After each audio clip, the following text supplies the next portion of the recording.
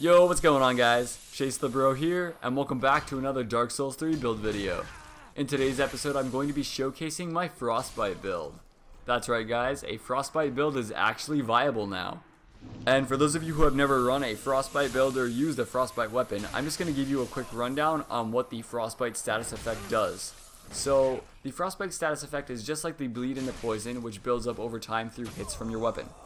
And once it's caused, it deals 11% of the player's max HP. So it is a set amount, so whatever their HP is, once you cause the Frostbite, it'll do 11% of that as the damage. It also does a flat damage rate of 85 once applied as well, so it's going to do the 11% of the player's max HP, plus the additional 85 flat damage. On top of the damage it causes, it also causes your opponent's stamina to regenerate a little bit slower, and it also increases the damage dealt to them for 28 seconds by 7%. So within that 28-second time frame, any hit you do to them is going to do 7% more damage than it normally would. Up until this point, I've never run a Frostbite build or really used any of the weapons that cause Frostbite buildup, so I had no idea that it was actually viable. You can cause the Frostbite pretty easily.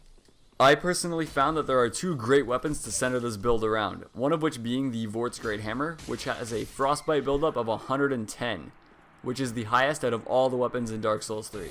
It can cause Frostbite in just 3 hits.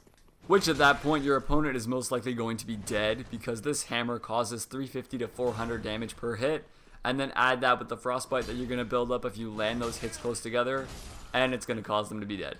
The second weapon I'd like to single out is the Earful Straight-Sword. Now, it's going to be pretty easy for you to land 2 hits with the Vort's Great Hammer, because you do have hyper armor, and if you land 1 hit, you're guaranteed the second one. But at that point, your opponent is usually going to turtle away, or run away in any form, because their Frostbite meter is going to be extremely high, and they know if they take one more hit from that hammer, they're most likely going to die. At that point, I pull out the Earful Straight-Sword, because it does have a Frostbite buildup of 55, which is pretty decent considering a Straight-Sword can connect attacks pretty easily. So I pull that out, and I just try to finish them off really quickly. It's a faster weapon, so they're not really expecting that change of pace, and it usually catches them off guard. And the final aspect that ties this build all together is Snap Freeze. A lot of people say that landing Snap Freeze is pretty difficult, so a tip for you guys that I use honestly in every match is when I cast it, I always shoot it in the direction that I think they're going to roll. So I unlock on, and then I cast it either left or right, and most of the time they land into it. And within 2 casts of that, they're almost fully filled up with the Frostbite buildup, and it just takes 1 or 2 hits from the hammer to finish them off. So this build is kind of centered around all 3 aspects that I've mentioned. I've never really tried to use any of them on their own. I imagine Vort's Great Hammer would do fine, because it does only take 3 hits to cause the Frostbite buildup. I'm not really sure how good the Earful Straight-Sword would be on its own. So if you're making this build, I definitely recommend all 3 aspects. Try to switch between them all. I also recommend casting Snap Freeze as your opening move. When your opponent sees that you have a staff on you, they're going to be expecting some type of sorcery, not your ice magic. So they're going to dodge towards you, assuming they're going to dodge the magic, and they're going to roll right into that ice cloud, which will give you half the Frostbite buildup that you need right there.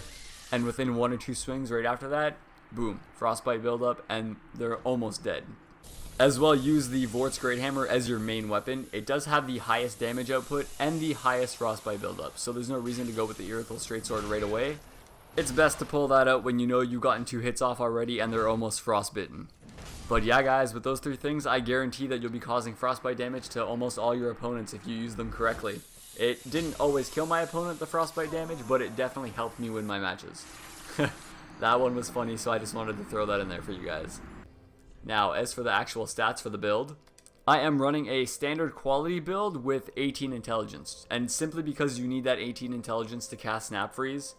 And I'm also running a quality build because Vort's Great Hammer scales really well off strength, yes, but not well enough that having 60 strength was worth the damage that you get for it.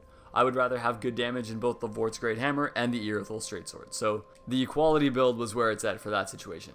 And after that, I just poured the remainder of my points into Vigor and Endurance, giving me 35 Vigor, 35 Endurance, because keep in mind I am wearing the Prisoner's Chain, like I do with a lot of my builds. And you also need 1 attunement slot, so make sure you have at least 10 attunement. That's something I honestly almost forgot, and it could have kind of screwed me right there, but it worked out. As for my equipment and gear guys, I'm using the Vort's Great Hammer because that is my main weapon. It has the highest Frostbite buildup, look at that, 110. And it has an AR of 524 when one-handed, but when you two-hand this thing, it does 552. And most of the time you're going to be two-handing it, so go off that. As for the Earful straight sword, it has a Frostbite buildup of 55, which is decent, and it does an overall damage of 402, which is pretty good for a straight sword in my opinion. And other than my two weapons, I am using the simple cestus, as I do with a lot of my builds, although I didn't use the weapon art on the Vort's Great Hammer once. It gives you poise, but I find the attack far too slow for that to be handy in my opinion, so I just try to time my attacks well. And I also have the Court Sorcerer's Staff on me just so I can cast Snap Freeze. That's literally it.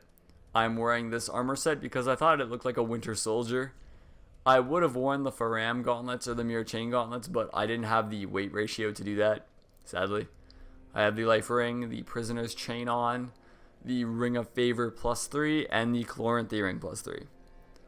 A lot of my rings and a lot of my builds are fairly similar, but that's just because they work so well, so. That's pretty much it for the build, guys. I hope you enjoyed the Frost Knight build. I had a hell of a time playing this character, and I really enjoyed casting Snap Freeze because it causes people to spam roll, and I just enjoy seeing that.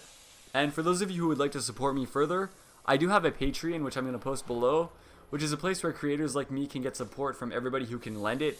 It's also a place where I post upcoming images of the videos I'm going to be releasing the next day, so you guys kind of get a sneak peek of what I'm going to be releasing. There's also a post section where you guys can post your comments and things you really want me to see, because I get to those right away. They're right on my wall and I'll notice them right away. So it's just an easy way for us to communicate, and a place where I can store all my videos, upcoming images, ideas, just everything to do with my channel really.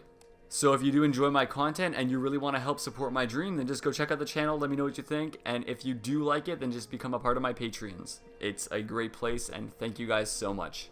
And if you enjoyed the video, then like the video. It helps out my channel and it helps my videos grow. So thank you guys. See you guys later. Chase the Bro out.